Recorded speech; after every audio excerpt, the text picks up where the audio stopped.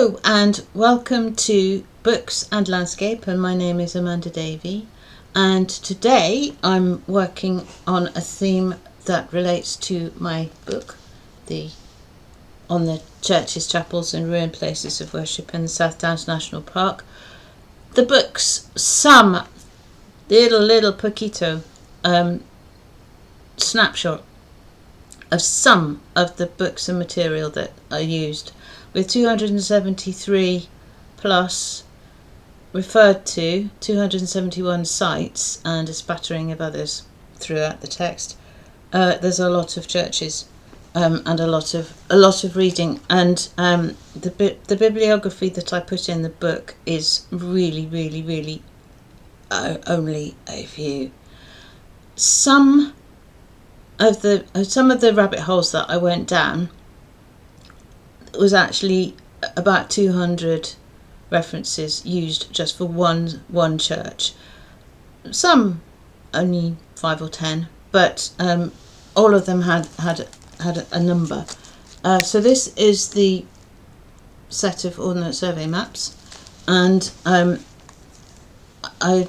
marked them up with circles round because they're actually quite difficult to see out in the field. I really don't like marking up maps, but these I bought specifically in order to do that, because some churches are just crosses on the map, some are circles with a cross on the top for a spire, or squares with a cross on the top for a tower. Got no idea what happens when it's a spire on top of a tower, but that's not that frequent. So that was important, and then a big chunk of booklets that relate to the churches themselves. Salem Church, over in West Sussex, has a very chunky, detailed booklet, but I couldn't really use much of it because, as with most of the booklets that are written on churches, the priority for the writer is on the ecclesiastical architecture and all the tombs and the important things inside the church, and I was looking at the landscape and the landscape history, so it's been a big help, but and I have obviously needed a lot more. My pet books, Arthur Mee's wonderful King's England, written in the 1930s and kept in print until the 1950s, I think, and lots of gossip, not a lot of detail. I've mislaid the original Pevsner, which is a bit of a pain, so there's all sorts of wonderful photographs. I marked the page and it's closed up. So here we have Southeast, south of Lewes, looking similar but not the same to today. My memory was that something was good, but I think that was actually a postcard, so because postcards are also important. And there's also Hampshire with Arthur Mee. Well, that's an intriguing image of Selborne. It's not the famous Selborne yew, but it's quite a tree. So I've sadly mislaid the original Pevsner for Sussex, which is a shame, because it's quite a historic one in terms of the history of the buildings of England. It was started by a wonderful character called Ian Nan, who was flamboyant and used flamboyant language, and he did West Sussex, but unfortunately, very sadly, he died before he could do East Sussex, and you landed up with Pevsner himself having to do East Sussex in a bit of a rush in order to get the book put together and printed and out. And his entries are characteristically terse but uncharacteristically shorter than in his other works, because he was in a bit of a grump that his friend had died, which is a sad thing, really. Ian used to use Lovable for quite a number of the churches, which was great. Pevsner, no, Lovable's not a Pevsner word. The Sussex Archaeological Collections, there were many articles that were very helpful in looking at the different churches and the Romans and the archaeology and some of the landscape settings, but there were 3 in particular that were of great help. One is written by John Bleach, who is sort of runs the bookshop, or has run the bookshop in Barbican House, and he was looking at the barrows that are across Lewes, and that large bits of Lewes were actually sort of popped on top of, and St John sub Castro Church, the 2 barrows there were treated in a very different way to the way that we would treat them. That then ties in to a piece that was written by the Mills Group on the Mills Archive website, and that is looking at the probability and the likelihood and the proof that they have that mills on top of the downs that have what archaeologists have described as odd excavations were actually used as post mills, because they'd already got the manned and they stuck the mills on top. And I'm going to do a short video on that in a couple of weeks' time.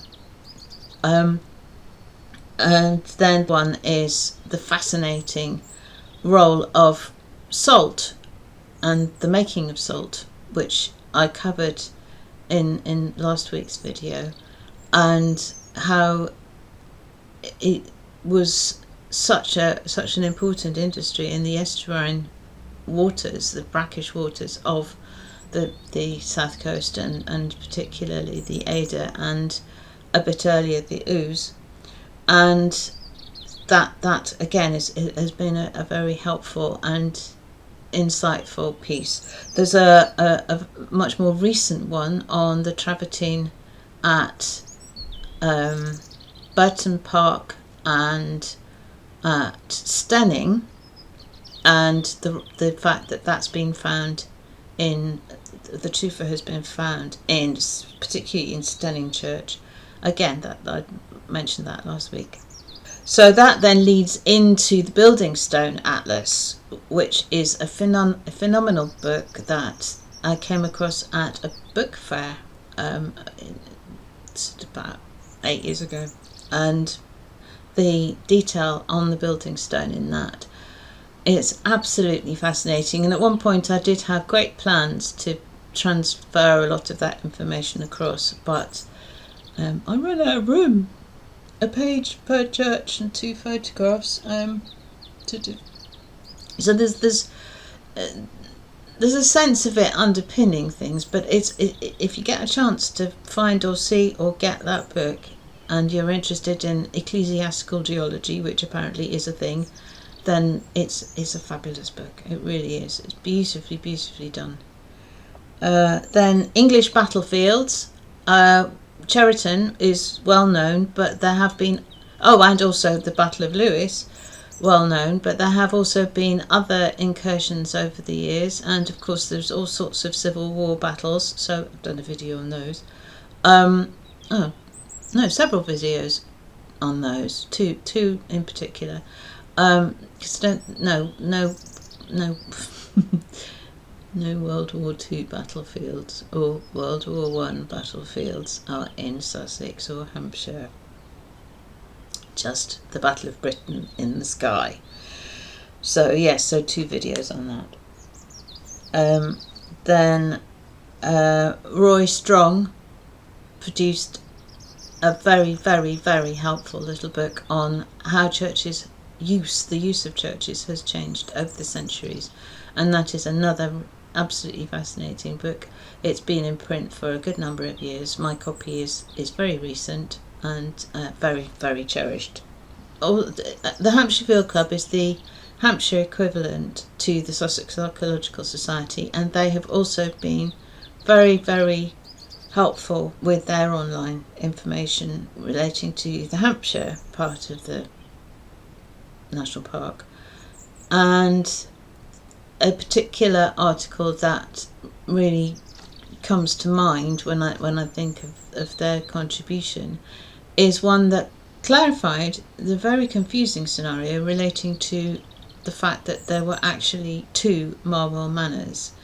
And there's a website called British History Online that has been another key source, and that uses the Victoria County history dated from 1909, I think it is, and that entry for Osselbury was absolutely off its tree. It could not have got it more wrong. And this piece in the Hampshire Field Club, which I think has been triggered by the work that's being done on updating the Victoria County history for Hampshire, and they're busy working around Basingstoke, so that's not the Osselbury area, but I think it must have flagged up some sort of awareness that it was mayhem related to Marwell Manor, because the researchers for the Victoria County history at the beginning of the 20th century did their research in London, but the information that related to both the Marwell Manors wasn't in London, so they missed out a vast number of the nuances that explained the difference between the fact that there was a totally different interpretation available, because it was different owners and different manors, so different things were going on. So that was very, very helpful. This has been a quick romp through a small number of the books, maps, websites, links, booklets that have helped pin down a whole load of fact nuggets and chase down the rabbit holes to establish as many as possible of the fact nuggets as to whether they were fact or fiction. So, some I may have got confused over, but it's lovely to have had the help of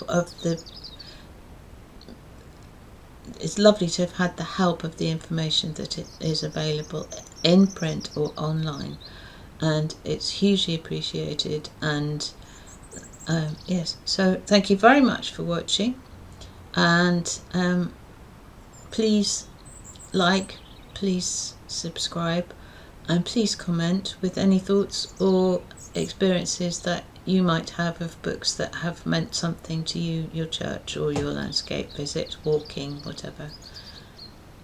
And have a good afternoon. Thank you.